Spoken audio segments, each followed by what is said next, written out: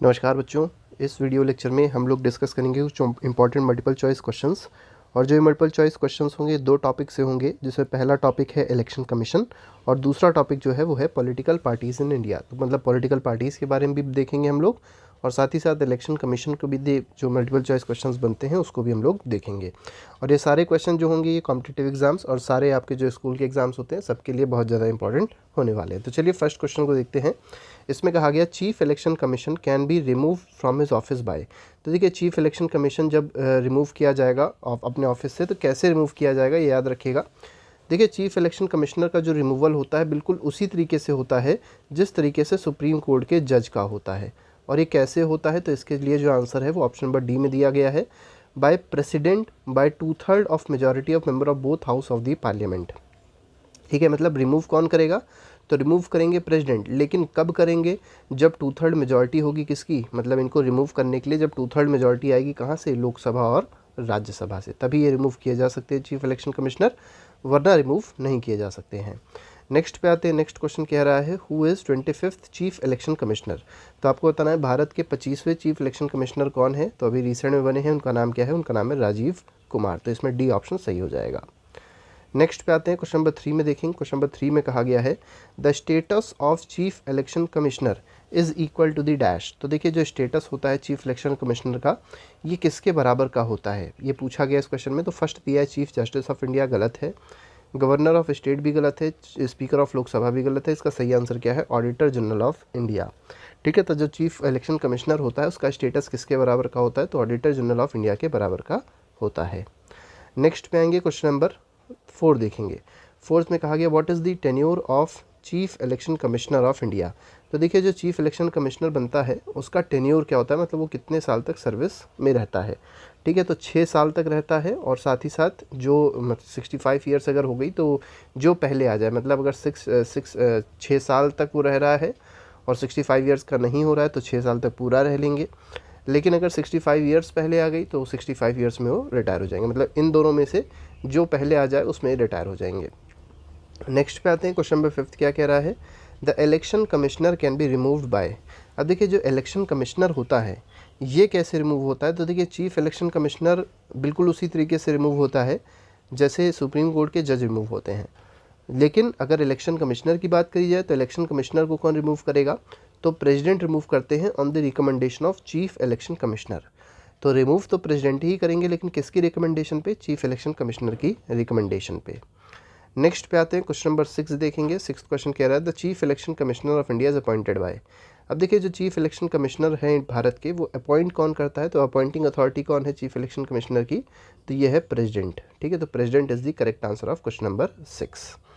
Next पे आते हैं। क्वेश्चन नंबर 7 देखेंगे। क्वेश्चन नंबर 7 देखिए क्या कह रहा है, the constitution of India provides for an election commissioner under article dash. तो देखिए इलेक्शन कमीशन से जो आर्टिकल जुड़ा हुआ है वो आर्टिकल 324 है और इसी आर्टिकल में क्या बोला गया है कि इलेक्शन कमिश्नर का अपॉइंटमेंट इसी में ही बोला गया है। नेक्स्ट पे आते हैं। क्वेश्चन नंबर 8 देखते हैं। 8th में क्या कहा गया, under which article of Indian constitution there is provision of election commission. देखिए इलेक्शन कमीशन का जो प्रोविज़न है वो हमारे भारत के संविधान के किस आर्टिकल में है, ये आपसे पूछा गया है। तो इसका भी आंसर वही हो जाएगा जो पिछले का था, और वो आंसर क्या है, वो आंसर है ऑप्शन नंबर सी, मतलब आर्टिकल नंबर 324। ठीक है, नेक्स्ट पे आएंगे। क्वेश्चन नंबर 9 देखेंगे। 9th क्वेश्चन देखिए क्या कह रहा है, which of the following function is not related to election commission. अब देखिए इलेक्शन कमीशन से कौन सा फंक्शन रिलेटेड नहीं है, मतलब कौन सा ऐसा काम है जो इलेक्शन कमीशन नहीं करेगा, वो आपको बताना है। तो पहला दिया गया है direction and control of preparation of electoral rolls, ये तो काम होता है। ठीक है, तो ये तो फंक्शन है इलेक्शन कमीशन का। इसके बाद सेकंड में कहा गया conduct all elections to the parliament and legislature of states, ये भी होता है। ठीक है, तो याद रखिएगा इलेक्शन कमीशन जो होता है वो पार्लियामेंट मतलब लोकसभा और राज्यसभा के जितने भी इलेक्शंस होते हैं, प्रेसिडेंट के जितने भी इलेक्शंस होते हैं तो यही करते हैं। और साथ ही साथ जो स्टेट असेंबलीज़ होती हैं उसके भी जो इलेक्शन होते हैं वो कौन करता है, तो वो इलेक्शन कमीशन ऑफ इंडिया करता है। लेकिन थर्ड ऑप्शन कह रहा है to conduct the election of president and vice president, तो प्रेसिडेंट और वाइस प्रेसिडेंट का भी इलेक्शन यही करता है election commission of India. D option कह रहा है to make provision with respect to elections to legislature. यहाँ पर जो डी ऑप्शन दिया है गलत हो जाएगा, क्योंकि प्रोविजन बनाने का काम ठीक है। जो प्रोविज़न बनाने का काम होता है लेजिस्लेचर में, वो इसका नहीं होता है, ठीक है। तो यहाँ पर डी ऑप्शन रॉन्ग है। 10th पे आते हैं। 10th में कहा गया election to the office of president is conducted by. तो अभी हमने देखा था कि जो प्रेसिडेंट का इलेक्शन है वो कौन कंडक्ट करेगा, तो वो कंडक्ट करेगा इलेक्शन कमीशन ऑफ इंडिया। तो इसमें डी ऑप्शन सही हो जाएगा, ठीक है। नेक्स्ट क्वेश्चन पे आएंगे, नेक्स्ट क्वेश्चन को देखेंगे। नेक्स्ट पे आते हैं, क्वेश्चन नंबर 11th है। इसमें देखिए क्या बोला गया है, which of the following is not related to election commission. तो आपको बताना है इनमें से क्या है जो इलेक्शन कमीशन से रिलेटेड नहीं है। तो पहला दिया गया है to issue notification of elections, ये इलेक्शन कमीशन करेगा, सही है। डिस्ट्रीब्यूट इलेक्शन सिंबल्स, तो इलेक्शन सिंबल जो होते हैं उसको डिस्ट्रीब्यूट करने का काम भी इलेक्शन कमीशन करता है। To settle the validity of elections, तो इलेक्शन वैलिड है कि नहीं है ये इलेक्शन कमीशन नहीं करता है। तो यहाँ पर जो सी ऑप्शन है वो इलेक्शन कमीशन का काम नहीं है। टू कंडक्ट इलेक्शंस पीसफुली, ये भी इलेक्शन कमीशन का ही काम होता है, ठीक है। तो इसमें सी ऑप्शन जो है दैट इज़ रॉन्ग। ये मेनली काम जो है ये किसका है, तो सुप्रीम कोर्ट का काम होता है। नेक्स्ट पे आते हैं, क्वेश्चन नंबर 12 देखेंगे। विच of the following is correct in respect of the commencement of election process in India. तो इलेक्शन प्रोसेस से रिलेटेड आपको बताना है कौन सी बात यहाँ पर सही है, ठीक है। कौन सी बात सही है ये आपको इस क्वेश्चन में बताना है इलेक्शन प्रोसेस से रिलेटेड। तो पहला कहा गया the recommendation for election is made by government and notification for election is issued by election commission. देखिए यही आपका ऑप्शन सही है, क्योंकि जो रिकमेंडेशन होता है इलेक्शन का वो कौन देता है, तो वो गवर्नमेंट देती है, ठीक है, कि इलेक्शन कराना है, कब कराना है, ठीक है। मतलब इलेक्शन कराने का ये जो जिम्मा है किसका है, इलेक्शन कमीशन ऑफ इंडिया का है, लेकिन इसका जो रिकमेंडेशन देगा वो कौन देती है, सरकार देती है। तो इसमें ए ऑप्शन जो है that is the correct answer. Question number 13 पे आते हैं। 13 में कहा गया who decides disputes regarding disqualification of members of parliament. देखिए मेंबर ऑफ पार्लियामेंट जो हैं उनका जो डिस्क्वालिफिकेशन, मतलब उनको डिस्क्वालीफाई करने के लिए जो डिस्प्यूट चलता है कि अगर मान ली कोई भी चीज़ हुई तो उनका इलेक्शन को इनवैलिड प्रूव करना है या उनको डिस्क्वालीफाई करना है, तो ये इसका जो डिस्प्यूट होता है इस डिस्प्यूट को कौन सॉल्व करेगा, ठीक है। तो ये पूछा गया है। तो इस डिस्प्यूट को सॉल्व करने का मेनली प्रेसिडेंट का होता है, लेकिन कंसल्टेशन किसका लेगा, ये इलेक्शन कमीशन का कंसल्टेशन लेकर ही ये चीज़ करेंगे, अपने आप से नहीं कर सकते हैं, ठीक है। नेक्स्ट क्वेश्चन पे आते हैं। क्वेश्चन नंबर 14 क्या कह रहा है, while deciding any question related to disqualification of member of parliament. देखिए कोई भी अगर डिस्क्वालिफिकेशन से रिलेटेड, ठीक है, कोई भी क्वेश्चन है, ठीक है, डिस्क्वालिफिकेशन से रिलेटेड किसी भी मेंबर ऑफ पार्लियामेंट का, तो प्रेसिडेंट किसका ओपिनियन ले सकता है, पूछा गया है। तो ओपिनियन किसका ले सकता है, सिर्फ और सिर्फ इलेक्शन कमीशन ऑफ इंडिया का। तो अभी यही हमने पिछले में भी देखा था, तो इसमें बी ऑप्शन सही हो जाएगा। नेक्स्ट पे आते हैं। क्वेश्चन 15 कह रहा है if in an election to state legislative assembly the candidate who is declared elected loses his deposit। तो देखिए अगर मान लीजिए इलेक्शन हुआ कहीं पे, ठीक है, और जो इंसान जीता था, मतलब जो विनिंग पर्सन था, उसकी भी जो ज़मानत थी, या कह सकते हैं जो उसका एक मनी जमा होती है, ठीक है, वो भी जब्त हो गई, मान लीजिए वो भी ख़त्म हो गई, वो भी वापस नहीं मिली। तो इसका मतलब क्या है, ठीक है, इसका मतलब ये है कि जो पोलिंग हुई है उस जगह की बहुत ही कम है। तो polling was very poor in that area, ठीक है। नेक्स्ट पे आते हैं, नेक्स्ट क्वेश्चन देखते हैं। क्वेश्चन नंबर 16 है the decision to disqualify the person declared convict by the court to contest the election has been made by. देखिए यहाँ पर ये क्वेश्चन बहुत अच्छा दिया गया है कि डिसीजन जो है डिस्क्वालीफाई करने का किसी भी पर्सन को declared convict bye the court, लेकिन ऐसा पर्सन जो कन्विक्ट डिक्लेयर किया जा चुका है, ठीक है, मतलब जो ऐसा कोई पर्सन है जिसको किसी दोष साबित किया जा चुका है कि ये दोषी है, ठीक है, तो उसका डिसीजन कि वो डिस्क्वालीफाई कर दिया जाए, वो इलेक्शन में खड़ा ही ना हो पाए, तो ये किसका डिसीजन है, तो ये डिसीजन है किसका, पार्लियामेंट का। तो इसमें डी ऑप्शन सही हो जाएगा। क्वेश्चन नंबर 17 पे आते हैं। The right to vote in India is a. अब देखिए राइट टू वोट कैसी राइट है आपको बताना है। तो देखिए फंडामेंटल राइट तो नहीं है, राइट टू वोट जो है फंडामेंटल राइट तो नहीं है। लीगल राइट भी कह सकते हैं, लीगल राइट भी है, लेकिन ज़्यादा अच्छा जो ऑप्शन है जो वो कैसा राइट है, ये कॉन्स्टिट्यूशनल राइट है, ठीक है। भारत का संविधान कहता है कि हर एक इंसान जो कि भारत का नागरिक है उसके पास कॉन्स्टिट्यूशनल राइट है कि वो वोट कर सकता है, ठीक है, यूनिवर्सल एडल्ट फ्रेंचाइजी के थ्रू। नेक्स्ट पे आते हैं। क्वेश्चन नंबर 18 में कहा गया voting right by the youth at the age of 18 years was exercise for the first time in general elections of. तो देखिए पहले जो वोटिंग एज लिमिट थी वो 21 ईयर्स थी, मतलब 21 साल या 21 साल से ऊपर के लोग ही सिर्फ वोट कर सकते थे, लेकिन उसके बाद इसको घटाकर कितना कर दिया था, 18 ईयर्स कर दिया गया था। मतलब 18 साल से ऊपर का अगर कोई भी नागरिक है भारत का तो वोट कर सकता है। तो ये कब हुआ था? तो 1989 में हुआ था। तो इसका आंसर ऑप्शन नंबर सी हो जाएगा। नेक्स्ट पे आते हैं, क्वेश्चन नंबर 19 कह रहा है, 19 में कहा गया है the lower age limit of voters of union and state legislature reduce from 21 years to 18 years. देखिए 21 साल से 18 साल हुआ था, किस अमेंडमेंट में हुआ था? तो ये हुआ था 61st अमेंडमेंट, जो कब हुआ था? 1989 में हुआ था। याद रखिएगा 61st अमेंडमेंट था 1989 में। इसमें हुआ क्या था कि जो वोटर की जो मिनिमम लिमिट थी एज की, वो 21 ईयर से क्या कर दी गई थी? 18 ईयर्स कर दी गई थी। नेक्स्ट पे आते हैं 20th क्वेश्चन कह रहा है which of the following is concern with 61st amendment. अब देखिए हमने देखा था 61st अमेंडमेंट किससे रिलेटेड है? तो एज लिमिट को कम करना, वोटर की जो एज लिमिट थी उसको घटा देना, लोअर एज लिमिट को घटा देना, मतलब 21 से 18 कर देना। नेक्स्ट पे आएंगे, क्वेश्चन नंबर 21 क्या कह रहा है which of the following statement regarding exit poll is correct. अब एग्जिट पोल से रिलेटेड आपको बताना है कौन सा स्टेटमेंट यहाँ पर करेक्ट है। तो पहला स्टेटमेंट जो दिया गया है, exit poll is a term used to denote a post-election survey of voters regarding the candidates in whose favor they had exercised their franchise। बिल्कुल सही है। दो एग्जिट पोल आप लोग को पता होगा, होता मेनली ये है कि जब कोई इलेक्शन हो जाता है तो उसके पास कुछ लोगों का सर्वे लिया जाता है, कुछ छोटी सी पॉपुलेशन का सर्वे लिया जाता है और उनसे मेनली पूछा जाता है कि आपने किसको वोट किया। तो उससे एक धारणा बनाई जाती है कि कह सकते हैं कि एक डेटा कलेक्ट किया जाता है और फिर उसके हिसाब से बताया जाता है कि कौन से पर्सन को ज़्यादा वोट मिले हैं, कौन से पर्सन को कम वोट मिले हैं। ठीक है, लेकिन वो असली मतलब ओरिजिनल जो मेन जो फाइनल रिजल्ट होता है वो एग्जिट पोल से कभी कभी डिफ़र भी करता है और कभी कभी सेम भी रहता है। ठीक है, नेक्स्ट पे आते हैं, यही सही है, इसका आंसर है। नेक्स्ट पे आते हैं, क्वेश्चन नंबर 22 क्या कह रहा है election commission of India was formed on. तो कब इलेक्शन कमीशन का फॉर्मेशन हुआ था, पूछा गया इस क्वेश्चन में। बहुत ही अच्छा क्वेश्चन है। ये हुआ था 25 जनवरी 1950 को। ठीक है, तो 25 जनवरी 1950 को इलेक्शन कमीशन का फॉर्मेशन हुआ था। ये इंपॉर्टेंट क्वेश्चन है, इसको जरूर याद रखिएगा। और इसीलिए 25 जैन को अगर आप देखेंगे तो नेशनल वोटर्स डे भी मनाया जाता है। नेक्स्ट पे आते हैं, दिनेश गोस्वामी कमेटी रिकमेंडेड। अब देखिए दिनेश गोस्वामी जो कमेटी थी उसने क्या रिकमेंड किया था, ये आपको इस क्वेश्चन में बताना है। तो पहला दिया गया है constitution of state level election commission, गलत है। Second, list system of election to Lok Sabha, ये भी गलत है। थर्ड में कहा गया government funding of parliamentary elections, ये बिल्कुल सही है। ठीक है, तो दिनेश गोस्वामी कमेटी जो है वो क्या रिकमेंड करी थी? गवर्नमेंट फंडिंग पार्लियामेंट्री इलेक्शंस में उसका रिकमेंडेशन इन्होंने किया था, दिनेश गोस्वामी कमेटी ने। नेक्स्ट पे आते हैं, नेक्स्ट में देखिए क्या कहा गया, Dinesh Goswami committee was concern with. तो किस चीज़ से कंसर्न थी ये दिनेश गोस्वामी कमेटी? तो अभी हम लोग ने देखा था इलेक्टोरल रिफॉर्म से कंसर्न थी, तो इसमें बी ऑप्शन सही हो जाएगा। ठीक है, नेक्स्ट पे आते हैं, question number 25 who among the following was not a member of election commission of India. तो देखिए इलेक्शन कमीशन ऑफ इंडिया के कौन मेंबर नहीं रहे हैं, ये आपको बताना है इस क्वेश्चन में।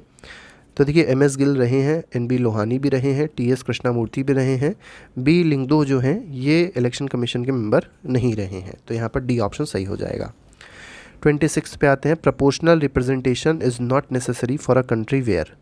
देखिए प्रपोर्शनल रिप्रेजेंटेशन की अगर बात करी जाए तो ये कैसी कंट्रीज़ में इसकी ज़रूरत नहीं है।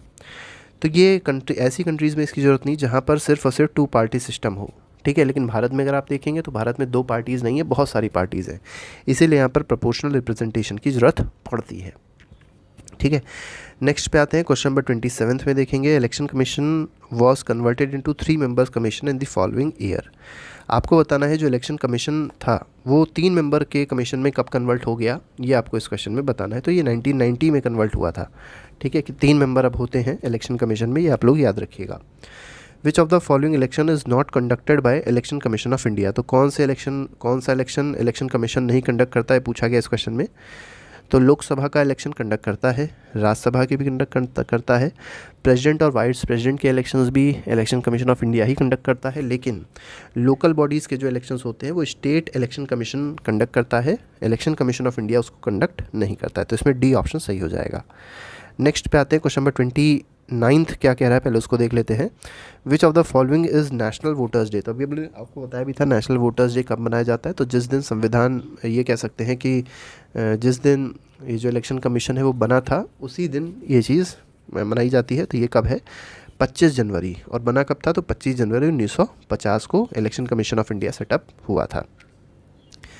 नेक्स्ट पे आते हैं, क्वेश्चन नंबर 38 कह रहा है which of the following article of Indian constitution has provision of election commission. तो इलेक्शन कमीशन का जो प्रोविजन है वो किस आर्टिकल में है, तो बहुत आसान क्वेश्चन है, आर्टिकल 324 में है। 31 पे आते हैं, while deciding any question relating to disqualification of member of parliament president shall obtain the opinion of. तो किसका ओपिनियन लेना चाहिए? तो अभी हमने हालांकि वाला क्वेश्चन देख भी लिया था, तो इलेक्शन कमीशन ऑफ इंडिया का ओपिनियन लेना चाहिए। नेक्स्ट पे आते हैं, क्वेश्चन नंबर 32 देखेंगे। इलेक्शन, देखिए कब ये कन्वर्ट हुई थी, 3 मेंबर कमीशन में कब कन्वर्ट हुई थी, ये भी अभी हम लोग ने क्वेश्चन देखा था। इसका आंसर है 1990। ठीक है, इस क्वेश्चन को भी हम लोग अभी देख चुके थे। नेक्स्ट पे आते हैं, क्वेश्चन नंबर 33 पे देखते हैं। 33 क्वेश्चन देखते हैं क्या कहा गया है। 33 क्वेश्चन कह रहा है, which of the following function is not related to election commission. तो इलेक्शन कमीशन से कौन सा फंक्शन रिलेटेड नहीं है? ठीक है, नॉट रिलेटेड पूछा गया, चीज़ याद रखिएगा। पहला दिया गया direction and control of preparation of electoral rules, सही है, इसी काम होता है इलेक्शन कमीशन का। सेकंड में कहा गया है conduction of all elections parliamentary and legislature, ये जितने भी इलेक्शंस होते हैं ये इलेक्शन कमीशन ही कंडक्ट करता है, बिल्कुल ठीक है। थर्ड में क्या कहा गया, to conduct elections to the office of president and vice president, ये भी अगर आप देखेंगे तो ये भी कौन कराता है, ये भी इलेक्शन कमीशन ही कंडक्ट करता है। ठीक है, elections to the office of president and vice president कौन कंडक्ट करता है? इलेक्शन कमीशन ही कंडक्ट करता है। डी ऑप्शन क्या कह रहा है? डी ऑप्शन में कहा गया to recommend imposition of president rule in a state where condition और not conductive holding free and fair election. ठीक है, तो रिकमेंड करना, ये रिकमेंड करने की जो बात करी गई है कि प्रेसिडेंट रूल को रिकमेंड करना स्टेट में, ये किसका काम है? तो ये इलेक्शन कमीशन का क्या काम है?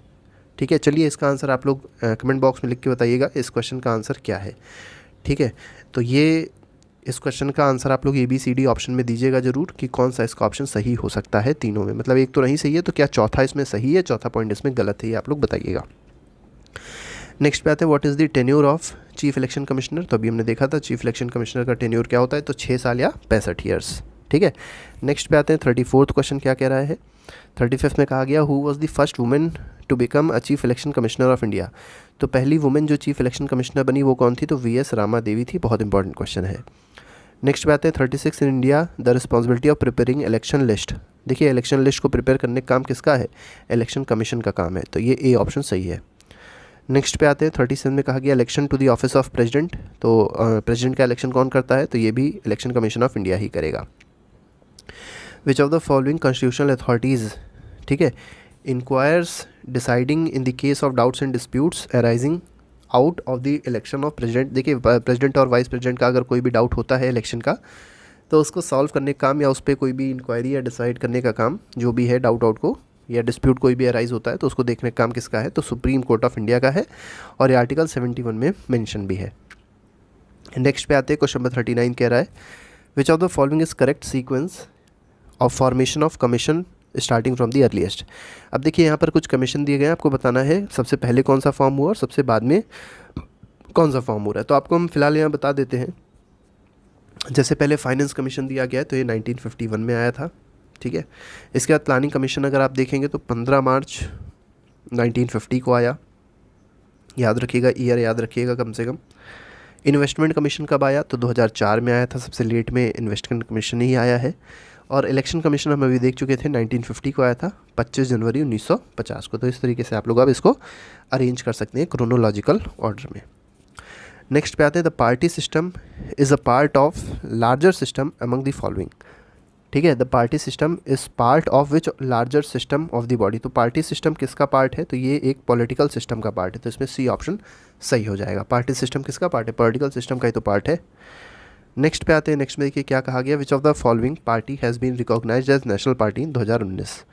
तो देखिए 2019 में कौन सी पार्टी नेशनल पार्टी बनी थी? तो ये है नेशनल पीपल्स पार्टी। ये मेनली नॉर्थ ईस्ट की पार्टी है, अरुणाचल प्रदेश, असम, इन सब एरियाज़ में ये बहुत ज़्यादा एक्टिव है। ठीक है, PA सांगमा जी की ये पार्टी है, क्या नाम है इसका? National people's party. और ये नेशनल पार्टी बनी है कब? 2019 में, सबसे लेटेस्ट पार्टी है ये। नेक्स्ट पे आते हैं, क्वेश्चन नंबर 42 में देखिए क्या कहा गया है, a political party in India can be recognised as national party if it has state party status in at least dash. देखिए अगर कोई पार्टी ऐसी है जो स्टेट पार्टी है और कितने स्टेट में? 4 स्टेट में उसके पास स्टेटस है स्टेट पार्टी का, तो वो एक नेशनल पार्टी घोषित की जा सकती है। तो यहाँ पर B ऑप्शन सही हो जाएगा। नेक्स्ट पे आते हैं, क्वेश्चन नंबर 43 में कहा गया, in which year communist party of India. तो देखिए CPI जो थी वो 2 पार्ट में डिवाइड हो गई थी, CPI और CPIM मार्क्सिस्ट। ठीक है, ये कब डिवीज़न हुआ था ये आपको बताना है इस क्वेश्चन में। तो 43rd क्वेश्चन में अगर आप देखेंगे तो डिवीज़न हुआ था 1964 में, तो इसमें बी ऑप्शन सही है। नेक्स्ट पे आएंगे क्वेश्चन नंबर 44 क्या कह रहा है, in which state communist party jointly launch भूपुरातम मूवमेंट। तो देखिए भूपुरातम मूवमेंट कहाँ पर लॉन्च हुआ था, तो ये लॉन्च हुआ था आंध्र प्रदेश में। ठीक है, तो आंध्र प्रदेश की जो कम्युनिस्ट पार्टी थी उन्होंने भूपुरातम मूवमेंट को लॉन्च किया था। नेक्स्ट पे आते हैं 45th question, inner party democracy stands for. तो देखिए इनर पार्टी डेमोक्रेसी का मतलब क्या है। इनर पार्टी मतलब ये कह सकते हैं कि कोई भी पॉलिटिकल पार्टी है उसके अंदर भी डेमोक्रेसी होनी चाहिए। मतलब उसके अंदर भी डेमोक्रेसी का मतलब ये है कि जो भी उसके अंदर लीडर्स इलेक्ट हों या सेलेक्ट हों वो भी एक फ्रेंचाइजी के थ्रू, यह कह सकते हैं कि प्रॉपर वोटिंग होनी चाहिए जितने भी लोग वहाँ पर हैं। ठीक है, तो उसके हिसाब से आप ऑप्शन अगर देखें तो ऑप्शन क्या कह रहा है, गवर्नमेंट फॉर्म बाय सेवरल, ये गलत है। पार्टी क्लोजेस्ट टू पार्टी, ये भी गलत है। देखिए यहाँ पर जो सी ऑप्शन है सही है, periodical election within the party to elect the office bearers of the party. मतलब ऑफिस बियरर्स जो भी होते हैं पार्टी के उसको इलेक्ट करने के लिए प्रॉपर इलेक्शन होने चाहिए पॉलिटिकल पार्टी के अंदर। नेक्स्ट पे आते हैं 46 क्वेश्चन क्या कह रहा है, which of the following party political party is not national party as recognised by election commission of India. तो इनमें बताना है कौन सी नेशनल पार्टी नहीं है। तो एनसीपी है, बहुजन समाज पार्टी भी है, कम्युनिस्ट पार्टी भी है, कौन नहीं है, तो समाजवादी पार्टी जो है नेशनल पार्टी नहीं है, स्टेट पार्टी है मेनली उत्तर प्रदेश की। नेक्स्ट पे आते हैं क्वेश्चन नंबर 47 में कहा गया 21 साल से 18 साल जो एज लिमिट करी गई थी वोटिंग की वो किस कॉन्स्टिट्यूशनल अमेंडमेंट में करी गई थी। अभी हम लोग ने इसके कई सारे क्वेश्चन से रिलेटेड देखे थे, अब आपको इसका आंसर भी पता चल गया होगा। तो इसका आंसर है 61st अमेंडमेंट, मतलब 61st अमेंडमेंट में ये चीज़ करी गई थी। नेक्स्ट पे आते हैं 48 में कहा गया electronic voting machine EVMs were first used in 1999 in general elections entire state. तो देखिए पूरे स्टेट में, मतलब पूरा ये कह सकते हैं पूरे राज्य में पहली बार जो इलेक्शन हुआ था वो किससे हुआ था, तो EVM इलेक्ट्रॉनिक वोटिंग मशीन से हुआ था। कब हुआ था, 1999 में। आपको बताना किस स्टेट की यहाँ पर बात हो रही है, तो गोवा की बात हो रही है। ठीक है, तो गोवा में याद रखिएगा पहली बार EVM से वोटिंग हुई थी और पूरे स्टेट में वोटिंग हुई थी। सबसे बड़ी बात ये जानने वाली है, और कब हुई थी, 1999 में हुई थी। और पहली बार अगर वोटिंग अगर आप देखेंगे तो EVM से कहाँ पर हुई है, तो केरल में हुई है, और कब हुई है, 1982 में हुई है। दोनों बातें आप लोग याद रखिएगा। ठीक है, यहाँ पर एंटायर स्टेट में हुई है और यहाँ पर एक कॉन्स्टिट्यूंसी में सिर्फ हुई है, लेकिन पहली बार हुई है 1982 में। नेक्स्ट पे आते हैं क्वेश्चन नंबर 49 में कहा गया है इंद्रजीत गुप्ता कमेटी। तो देखिए इंद्रजीत गुप्ता कमेटी की बात करी गई है, किससे रिलेटेड है ये आपको इस क्वेश्चन में बताना है। तो इंद्रजीत गुप्ता कमेटी जो है ये रिलेटेड है स्टेट फंडिंग ऑफ इलेक्शन से। नेक्स्ट पे आते हैं क्वेश्चन नंबर 58 कह रहा है चीफ इलेक्शन कमिश्नर कौन अपॉइंट करता है, appointed by president of India. ये आपको पता ही होना चाहिए, अच्छा क्वेश्चन है। 51st election commission can B, election commissioner जो होते हैं वो कैसे रिमूव किया सकते हैं, तो चीफ इलेक्शन कमिश्नर उसको मतलब रिमूव कैसे किया सकते हैं, तो रिमूव करने के लिए प्रेसिडेंट ही रिमूव कर सकते हैं, लेकिन राय ले सकते हैं किसकी, मतलब रिकमेंडेशन होगा किसका, चीफ इलेक्शन कमिश्नर का। ठीक है, तो इलेक्शन कमिश्नर का रिमूवल किससे होता है, तो प्रेसिडेंट ऑफ इंडिया से होता है, तो इसमें सी ऑप्शन सही हो जाएगा। नेक्स्ट पे आते हैं 52 में, देखिए क्या कहा गया, political party is recognised as regional party if. अब देखिए रीजनल पार्टी पूछा गया है कि रीजनल पार्टी कब है, पॉलिटिकल पार्टी रीजनल पार्टी कब है, तो रीजनल पार्टी तब है जब वो 6% वोट ऑक्यूपाई करेगी स्टेट में। ठीक है, चाहे वो लोकसभा का इलेक्शन हो या स्टेट असेंबली मतलब लेजिस्लेटिव असेंबली का इलेक्शन हो, तो इसमें बी ऑप्शन सही है। नेक्स्ट पे आते हैं 53 में क्या कहा गया, was the founder of independent labour party. तो इंडिपेंडेंट लेबर पार्टी के फाउंडर कौन थे, तो भीमराव अम्बेडकर जी थे। नेक्स्ट पे आते हैं क्वेश्चन नंबर 54 में कहा गया who decides disputes regarding disqualification members of parliament. तो देखिए मेंबर ऑफ पार्लियामेंट का जो डिस्क्वालिफिकेशन करना है वो डिसाइड कौन करता है। ठीक है, तो वो डिसाइड करेगा प्रेसिडेंट। ठीक है, प्रेसिडेंट डिसाइड करेगा, लेकिन रिकमेंडेशन किसका होगा, तो इलेक्शन कमीशन ऑफ इंडिया का रिकमेंडेशन होगा तब। ठीक है, तो यहाँ पर डी ऑप्शन सही है। नेक्स्ट पे आते हैं क्वेश्चन नंबर 55 में, देखेंगे under which of the following amendment, ठीक है, to the constitution of India is defection to another party after the election made illegal. तो एंटी डिफेक्शन लॉ आप लोग ने देखा होगा, एंटी डिफेक्शन लॉ शेड्यूल 10 में ऐड किया गया है, याद रखिएगा शेड्यूल नंबर 10 में इसको ऐड किया गया था। आपको बताना है कि ये किस अमेंडमेंट एक्ट में इसको लाया गया था, मतलब कौन सा अमेंडमेंट एक्ट है जो ये कहता है, तो ये 52nd अमेंडमेंट एक्ट है, याद रखिएगा बहुत इंपॉर्टेंट क्वेश्चन है। नेक्स्ट पे आते हैं 56 में फर्स्ट डीलिमिटेशन कमीशन। अब देखिए जो पहला डीलिमिटेशन कमीशन हुआ वो कब हुआ है, तो वो हुआ है 1952 में, तो इसमें डी ऑप्शन सही है। और 4 ही बार बस डीलिमिटेशन हुआ है, पहला 1952 में हुआ था, दूसरा 63 में हुआ, तीसरा अगर आप देखेंगे 62 में हुआ, तीसरा 73 में हुआ और चौथा 2002 में हुआ था। उसके बाद से डिलिमिटेशन नहीं हुआ है। डिलिमिटेशन का मेनली काम होता है कि जो बाउंड्रीज़ होती हैं किसी भी कॉन्स्टिट्यूएंसी की, उसको एक निर्धारित कर देना according to population.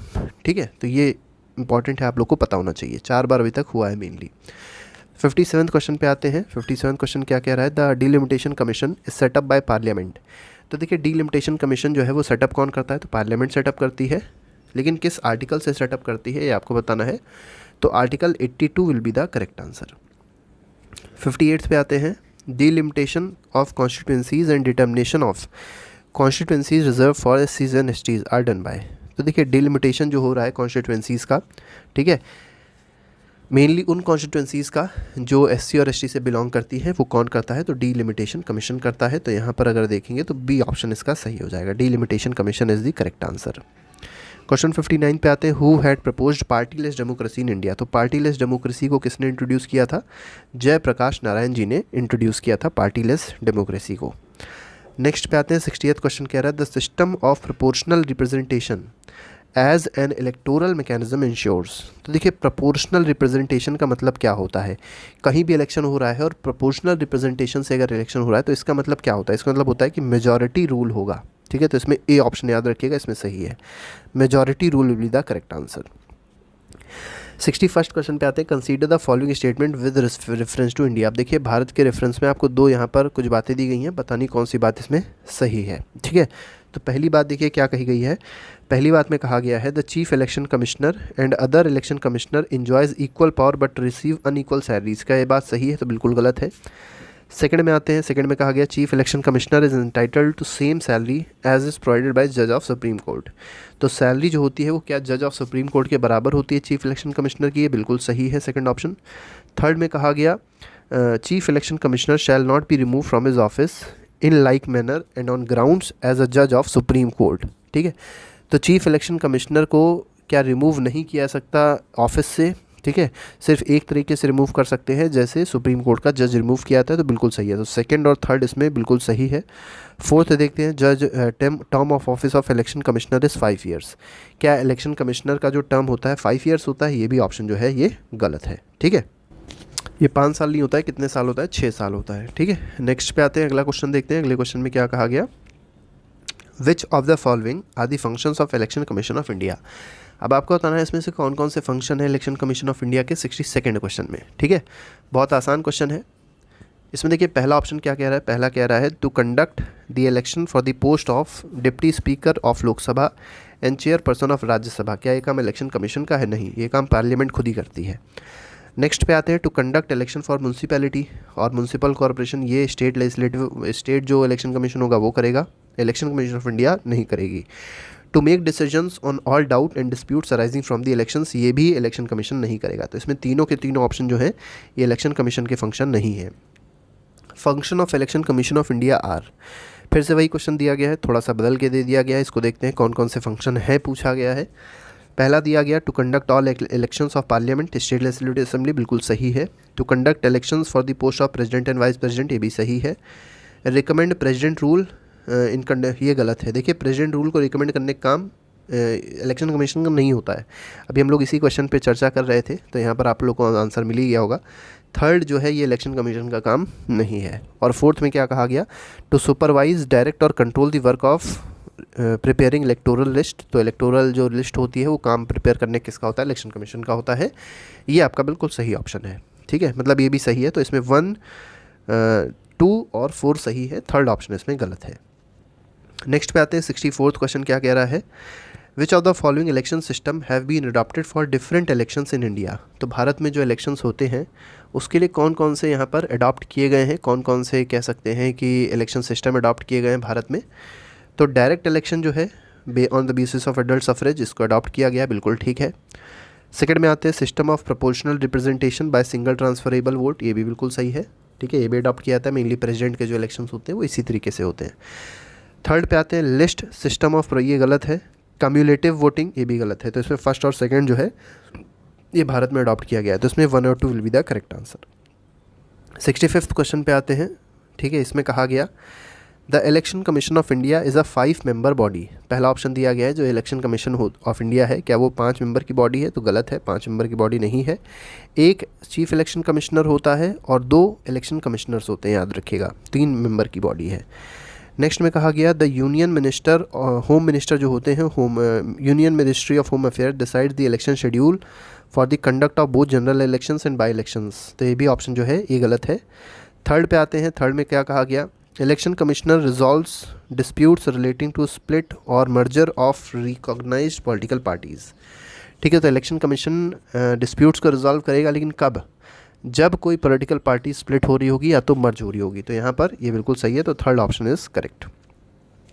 Question number 66 पे आते हैं। क्वेश्चन नंबर 66 में कहा गया with reference to the delimitation commission consider the following statement. आपको डीलिमिटेशन कमीशन के बारे में कुछ स्टेटमेंट दिए गए हैं, आपको बताना है कौन सा स्टेटमेंट सही है।